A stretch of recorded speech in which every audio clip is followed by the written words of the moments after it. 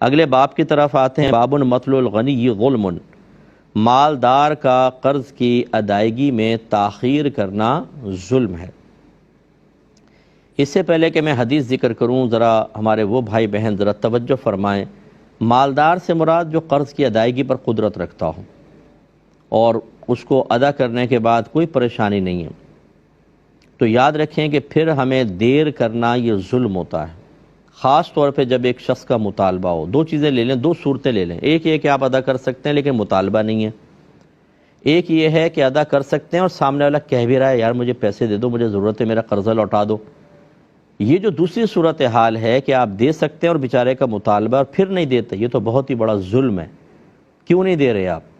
تو بعض لوگ ہوتے ہیں کہ ان کو پیسہ دوسرے کا پیسہ ہے، آپ نے قرض لیا تھا، اس نے بھی تو اسی طرح اپنے دل کے قریب چیز کو آپ کے حوالے کیا تھا، اس کو بھی ایک بوجھ محسوس تو ہوا ہوگا۔ اب حیرت یہ ہے کہ جب آپ اسی کا پیسہ دے رہے ہوتے ہیں تو بعض لوگوں کو وہ دیتے ہوئے بڑی تکلیف ہوتی ہے کہ یار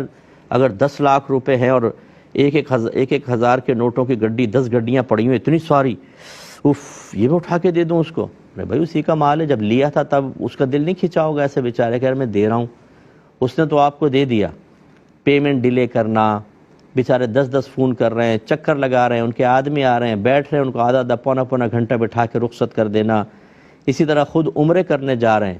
ورلڈ ٹور پہ جا رہے ہیں، دوسرے کا قرضہ ادا نہیں کر رہے ہیں، رشتہ دار منہ دیکھ رہا ہے بیچارہ، اپنی پراپرٹیاں بڑھا رہے ہیں، اپنے کاروبار بڑھا رہے ہیں، اپنی ایک دکان سے دوسری دکان کر لی ہے، اس کا قرضہ ادا نہیں کر رہے، اور بعض اوقات یہ کہتے ہیں بھائی اس کو ضرورت کیا ہے، ماشاءاللہ خوشحال ہے، دے دیں گے کھاتے پیتے، اور آپ کو اسی طرح انتقال ہو گیا تو پھر پتہ چلے گا کہ یہ مال کی محبت، کہ جس مال کو آپ اس کے حقدار کو دیتے ہوئے دل تنگ ہوتا محسوس کر رہے تھے، یہ کس قدر نقصان پہنچائے گی۔ اس لیے جو میرے بھائی بہن دیکھ رہے ہیں، خدا را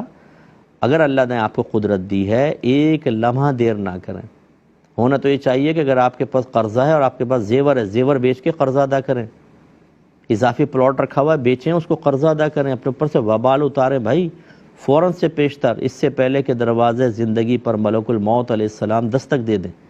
اللہ مجھے بھی اپنی فکر آخرت کی اسی طرح بلکہ اس سے کئی گنا زیادہ فکر کرنے کی توفیق عطا فرمائے، جو میں آپ سے گزارش کر رہا ہوں۔ اس لیے اسی طرح جو کاروباری حضرات ہیں، اب جیسے تنگ دستی کا دور، ایسی کورونا کے دن، جو کورونا جب بہت زیادہ ہو گیا تھا، پیسہ پڑا ہوا ہے لیکن یار دے دیں گے تو ایسا نہ ہو مارکیٹ اور بیٹھ جائے فلاں۔ بھائی آپ کو جو خوف ہے دوسرے کے لیے نہیں ہے بیچارے کے،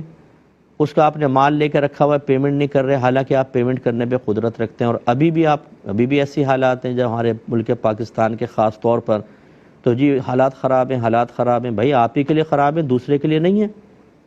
اصل تو یہ ہے کہ آپ قرضہ ادا کر سکتے ہیں کہ نہیں، دے سکتے ہیں تو دیجئے، آپ حالات کو فیس کریں، وہ کیوں کرے بیچارہ، وہ اس نے آپ کو مال دیا تھا وقت کے اوپر اور آپ دے رہے ہیں۔ اور پھر یہ بھی دیکھیے کہ ہمارا مذہب اسلام اس کی اجازت نہیں دیتا کہ اگر میں نے آپ کو 5 سال پہلے قرض دیا تھا اور 5 سال کے بعد آپ سے وصول کر رہا ہوں تو میں اس پہ کوئی پروفٹ لے لوں۔ اگرچہ ہم نے حدیثیں پڑھی کہ نبی کریم صلی اللہ علیہ وسلم نے جب قرض ادا فرمایا تو فرمایا جو اس نے اونٹ دیا تھا اس سے بہتر اونٹ اس کے حوالے کر دو۔ دیکھیں نا، نبی کریم نے زیادہ دے دیا۔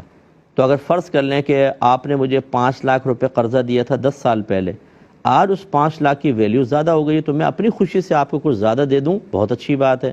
کہ چلو یار تم نے 5 لاکھ روپے 10 سال تک رکھے، اگر تم کاروبار میں لگاتے تمہیں نفع ہو تو میں تمہیں تھوڑا زیادہ دے دیتا ہوں۔ چلو یہ جب ہم لے دے رہے تھے، یعنی قرضہ لے رہا تھا میں، اور ہم نے کوئی مشروط نہیں ٹھہرایا تھا، اگر مشروط ٹھہرا لیتے تو سود بنتا، لیکن مشروط نہیں ٹھہرایا، اپنی خوشی سے میں زیادہ دے رہا ہوں، تو یہ آپ کے لیے بالکل طیب اور حلال ہے۔ لیکن مجال ہے کہ جو کچھ زیادہ دے دے،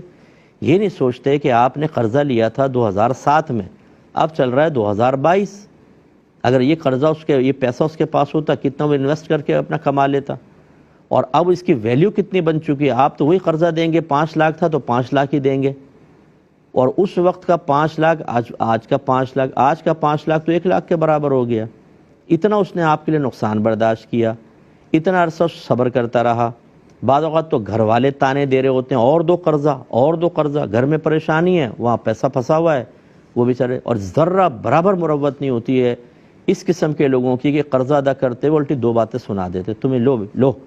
لیجئے بھائی، بڑی تمہیں مصیبت لگ رہی تھی یار، تمہیں بار بار تم مانگتے ہو بار بار، ارے بھائی، اور آپ یہ کر کیا رہے ہیں؟ اتنے سالوں بعد آپ قرضہ دے رہے ہیں اور وہ بھی تنک کے، اس کے احسان کو فراموش کر کے۔ اس لیے ان تمام باتوں پہ غور کیا کریں ذرا۔ ایک آدمی نے کتنا عرصہ اپنا قرضہ رکھا، اس کے آپ نے پیسے کی ویلیو گرا کے اس کو پیسہ واپس کر رہے ہیں، کون سا کمال کر رہے ہیں، اس کا تو بہت بڑا احسان ہے آپ پر۔ تو خلاصہ کلام یہ ہوا کہ خدا را فوراً سے پیشتر قرضہ ادا کریں، بلکہ میں گزارش کرتا ہوں کہ جن کے پاس، جن کو اللہ نے وسعت دی ہے، جب آپ قرضہ ادا کریں تھوڑا سا زیادہ دیں، اس کو خوشی ہو کہ اتنا عرصہ جو میرا پیسہ بلاک رہا وہ آپ نے تھوڑا زیادہ دیا، ٹھیک ہے نا، یہ بہت ضروری ہے، اسی سے فائدے ہوتے ہیں، اس سے برکت بھی ہوتی ہے۔ لیکن اب جو نبی کریم حدیث بیان فرما رہے ہیں وہ میں آپ کو سنا رہا ہوں کہ 2400 نمبر حدیث پاک ہے۔ حضرت ابو ہریرہ رضی اللہ تعالی عنہ ہی اس کے راوی ہیں، وہ بیان کرتے ہیں کہ نبی کریم صلی اللہ علیہ وسلم نے ارشاد فرمایا کہ مالدار کا قرض کی ادائیگی میں تاخیر کرنا ظلم ہے، یعنی بہت بڑا گناہ ہے۔ ظلم گناہ ہے تو یہ بہت بڑا گناہ ہے تاخیر کرنا۔ آپ کے نامہ اعمال میں جو اس طرح کے سن رہے ہیں مجھے، میری کلپ بنا کے نا آپ اس کو مارکیٹ میں عام کریں، لوگوں کو سنوائیں کہ آپ کے نامہ اعمال میں روزانہ کبیرہ گناہ لکھا جائے گا۔ نبی کریم نے اس کو ظلم سے تعبیر کیا ہے۔ جتنی تاخیر کریں گے اور سامنے والے کو اذیت اور تکلیف ہوگی، آپ کے لیے گناہ جاریہ ہے بہت بڑا۔ اس لیے فوراً سے پیشتر دیں، قرضے ادا کریں، اس طرح کسی کو تنگ نہ کریں۔ اور جیسے میں نے آپ کو سمجھایا کہ اگر اس نے قرضہ کچھ عرصے پہلے دیا تو ذرا اس کا ڈیفرنس تو دیکھیں کرنسی کا، کہ ویلیو کے اندر کتنا ڈیفرنس پیدا ہوا ہے۔ تھوڑا بہت تو اس کو زیادہ دے دیں تاکہ بیچارے کے آنسو پوچھیں۔ جیسے میں نے آپ کو عرض کیا کہ ہمارے جو پیچھے ایک فیملی ہوتی ہے پوری، ہر شخص کے پیچھے ایک فیملی ہوتی ہے، اور وہ اپنی فیملی کا پیٹ کاٹ کے اپنی ضرورتیں روک کر آپ کو مدد فراہم کرتا ہے، اور پھر آپ جواب میں اس کو تنگ کرتے ہیں تو پوری فیملی ڈسٹرب ہوتی ہے۔ اور بعض اوقات ہم نے جیسے دیکھا ہے، آپ بھی اسی معاشرے کا حصہ ہیں، کہ بیچارہ سرپرست وہاں کی اذیت علیحدہ اور پیچھے والوں کے تانے علیحدہ۔ بیوی کہتی ہے میں نے تمہیں پہلے ہی منع کیا تھا کہ نہ دو قرضے۔ اور خاص طور پہ جو سگے رشتہ دار کرتے ہیں، یہ سگا بھائی، سگی بہن، سگی خالہ، سگی پھپھی، ماموں، یہ قرض دبا دبا کر بیٹھے ہوئے، اور رشتے بھی اتنے نازک ہوتے ہیں کہ سامنے والا بیچارہ مانگ نہیں سکتا، کہ مانگیں گے تو خواہ ناراضگیاں پیدا ہوں گی۔ لیکن معذرت کے ساتھ میں لفظ کہہ رہا ہوں، مجھے خود ہی خیال آ رہا ہے، لیکن ہمیں شرم نہیں آتی ہے کہ ہم اپنے رشتوں سے بلیک میل کر رہے ہوتے ہیں سامنے والے کو۔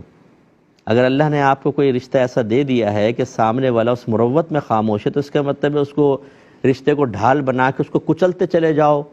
اس بیچارے کی چٹنی بنا دو، وہ بیچارہ مروت میں خاموش رہے، اور جب وہ مانگنے لگے تم کو، تم ماموں سے مانگ رہے ہو، یار تمہیں شرم نہیں آتی ہے؟ واہ سبحان اللہ، ماموں کو کچھ بھی حیا نہیں ہے کہ وہ بیچارے بھانجے کا اتنے عرصے سے پیسہ دبا کر بیٹھا ہوا ہے، لیکن بھانجا مانگے تو شرم اور حیا کا درس شروع کر دے۔ غلط چیز ہے، ہماری باتوں کا برا نہیں مانیے گا، لیکن خود آپ کے ساتھ ہو تو کیا ہوگا؟ اس لیے فوراً سے پیشتر قرض ادا کریں، اور نہیں کریں گے تو آپ کے نبی نے، میں نہیں کہہ رہا ہوں، آپ کے نبی نے فرمایا آپ گناہ کر رہے ہیں، آپ ظلم کر رہے ہیں، آخرت میں آپ کی گرفت ہوگی۔ اس پر بھی آپ کو توبہ کرنی ہوگی، سامنے والے سے معافی مانگنی ہوگی جتنی آپ تاخیر کریں گے، کیونکہ یہ حقوق العباد کا معاملہ ہے۔ جتنا ہم کسی کے لیے باعث اذیت بنتے ہیں اتنے ہم اس کو معافی مانگنی پڑے گی، اور پھر اللہ سے توبہ بھی کرنی پڑے گی۔ یہ ذہن میں رکھیں، یہاں بڑھتا جائے گا معاملہ، اور ہمیں توبہ کرنی بھی نہیں آتی، بعض اوقات معافی طلب کرنے کا شعور نہیں ہوتا، قرض ادا کر بھی دیں گے، بعض اوقات نامہ اعمال میں گناہ لکھا جائے گا، اور بروز قیامت یعنی گناہ لکھا رہے گا، اور بروز قیامت اس کا بھی حساب و کتاب ہوگا۔